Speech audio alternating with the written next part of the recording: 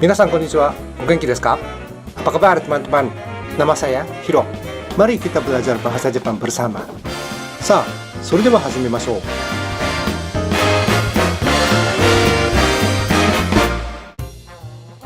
Sebelumnya, saya memperkenalkan fanpage pelajaran bahasa Jepang di Facebook. Selalu dimuat berita dan link video terbaru. Tentu saja Anda bisa post komen, pertanyaan, dan lain-lain sebagai satu komunitas. Kalau Anda punya akun Facebook, kapan saja silakan berkunjung. Dalam 052, kita bahas aturan mengenai waktu untuk membuat kalimat majemuk yang digunakan bentuk T kata kerja. Kita melihat ulang contoh kalimat. 8月7日に買い物をして高木くんに会った。8月14日に映画を見る. Sekarang kita memperhatikan pelaku tindakannya. Orang yang 買い物をして高木くんに会った映画を見る. Semuanya dilakukan oleh satu orang, yaitu pembicara atau penulis. Jika tidak disebut pelaku, pelaku adalah pembicara atau penulis. Dalam Nihongo, biasa saja kalimat yang tidak diterangkan subjek predikat. Jika pendengar atau pembaca sudah tahu bahwa siapa yang melakukan tindakannya, tidak dibutuhkan juga disebut pelakunya. Kita harus menyatakan subjeknya hanya jika dibutuhkan saja. Misalnya, tambah satu frasa. Inoue-kun wa sebelumnya. Berarti, pelaku tiga tindakan adalah bukan pembicara, tetapi Inoue-kun. Tetapi, jika pelakunya bukan satu orang, kita harus menyatakan orang yang melakukan masing-masing tindakannya. Kita bahas dengan contoh kalimat yang lain. Ada 3 orang. 3人. Ito-san, Ueda-san, Kimura-san. 私たちは3人の名前を知っています. Kita sudah pelajari arti dan penggunaan 知っています dalam 048. Pendengar atau pembaca belum tahu nama mereka.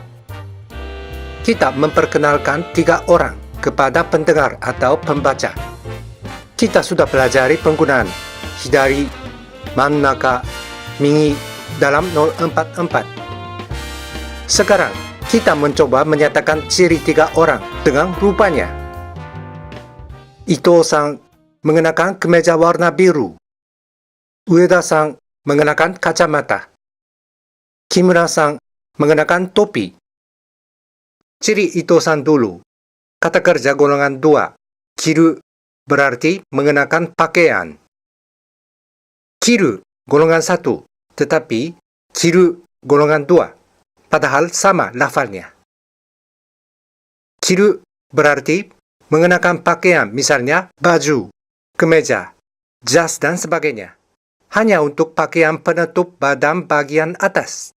Tidak disebut kiru mengenai celana, kaos kaki, sepatu, dan sebagainya. Untuk badan bagian bawah. Kita bahas soal ini lain kesempatan. Warna kemeja yang Ito-san mengenakan aoi. Aoi adalah kata sifat akhiran i. Juga kosakata dan penggunaan tentang warna. Kita bahas lain kesempatan. Shirts dari shirt, bahasa Inggris. Dapat diterangkan ciri Ito-san oleh keadaan setelah mengenakan aoi shirts. Makanya diterangkan bukan oleh tindakan yaitu kiru, tetapi oleh keadaan yaitu kiteiru. Ito-san wa aoi shirts wo kiteiru.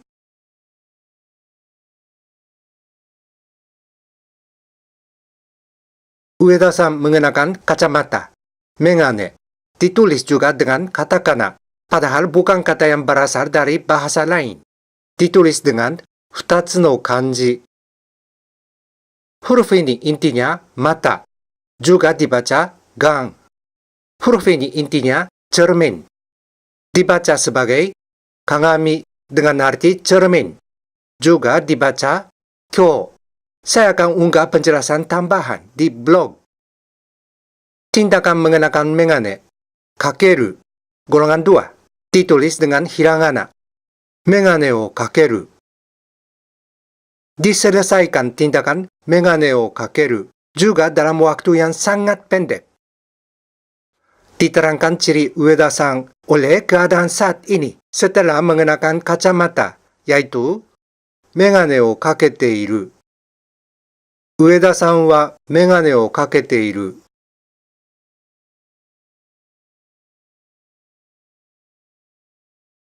Kimura-san mengenakan topi. Kata umum yang berarti tudung kepala adalah boshi. Diterangkan tindakan mengenakan boshi oleh kata kerja kaburu. Golongan 1. Ditulis dengan hiragana boshi o kaburu. Diterangkan ciri Kimura-san oleh keadaan setelah mengenakan boshi. Kimura-san wa boshi o kabutte iru.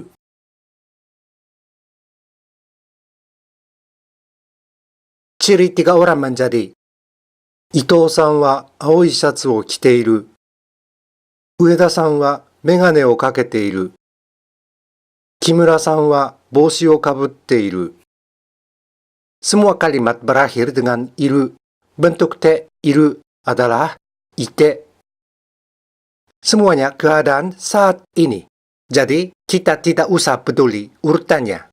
Juga, tidak usah diterangkan hal waktu satu demi satu. Kita dapat menyambung 3 kalimat dengan bentuk te. Ito-san wa aoi shatsu o kite ite. Ueda-san wa megane o kakete ite. Kimura-san wa boshi o kabutte iru.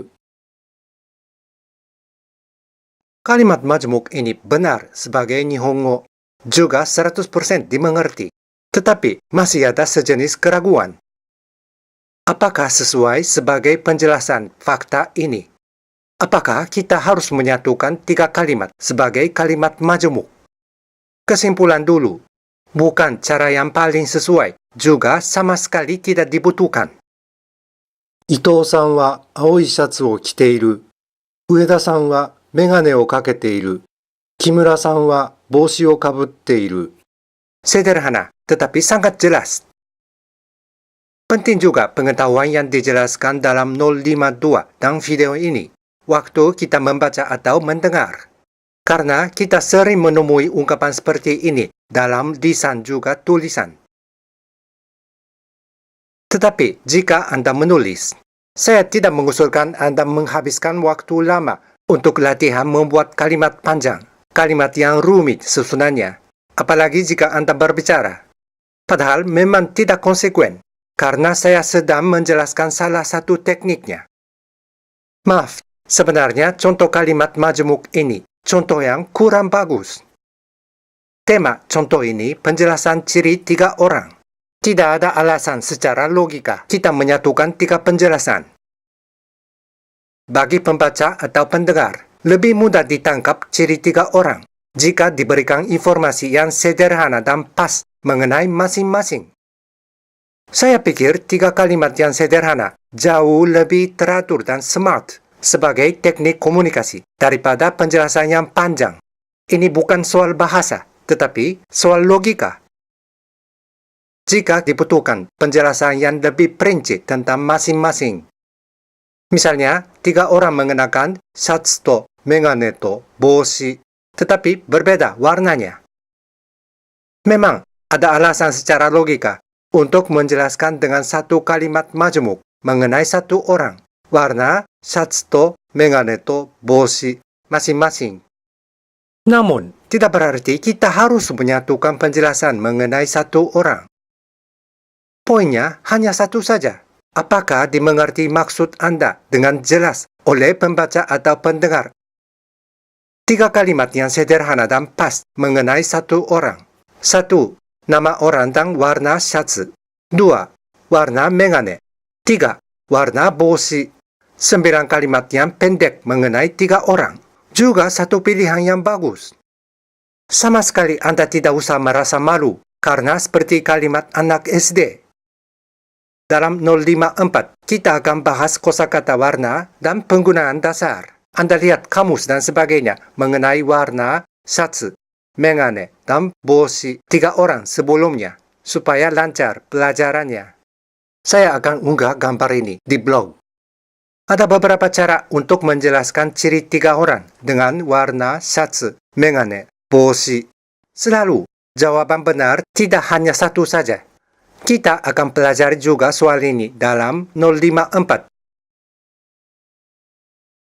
Banyak jenis kata bersambung setelah bentuk T kata kerja untuk membuat berbagai makna. Sering digunakan bentuk T dalam lisan juga tulisan. Salah satu perbedaan yang paling jauh antara Nihongo dan bahasa Indonesia adalah perubahan kata kerja.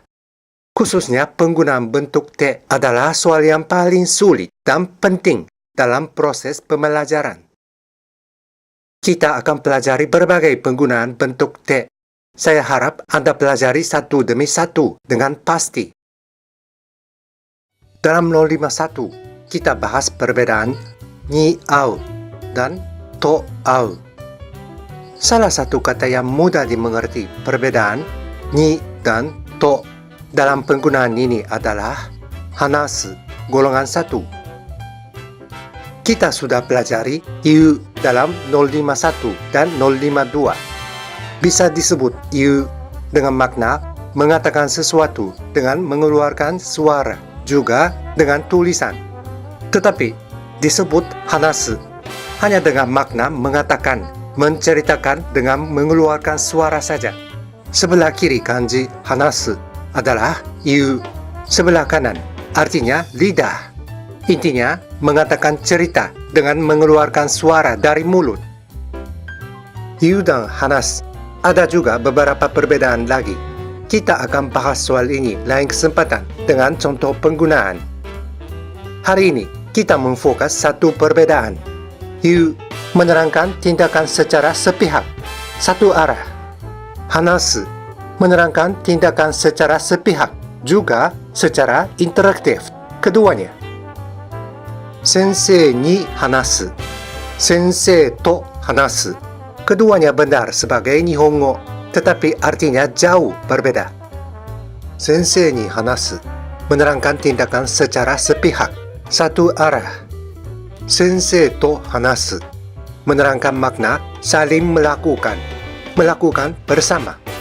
Sensei ni hanasu berarti murid mengatakan cerita kepada sensei. Tindakannya satu arah. Tindakan sensei bukan hanasu, tetapi kiku, golongan 1. Artinya mendengar. Tindakan sensei, kiku, juga satu arah. Yang mengatakan murid. Yang mendengar sensei. Keduanya melakukan tindakan lain secara sepihak. Sensei to hanasu berarti murid dan sensei saling berbicara dalam satu tema bersama, diskusi. Dari sisi sensei, tindakan ini juga hanasu, tindakan dua arah, interaktif. Jika ditukar hanas dan yu, sensei ni yu, sensei to yu.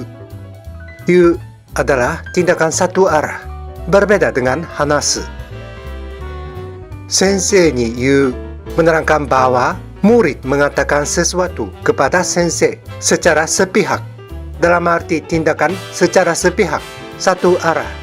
Sama dengan sensei ni hanasu, padahal informasi yang pendengar menerima berbeda karena perbedaan makna yu dan hanasu. Sensei to yu berarti murid dan sensei keduanya mengatakan sesuatu yang sama kepada orang yang lain.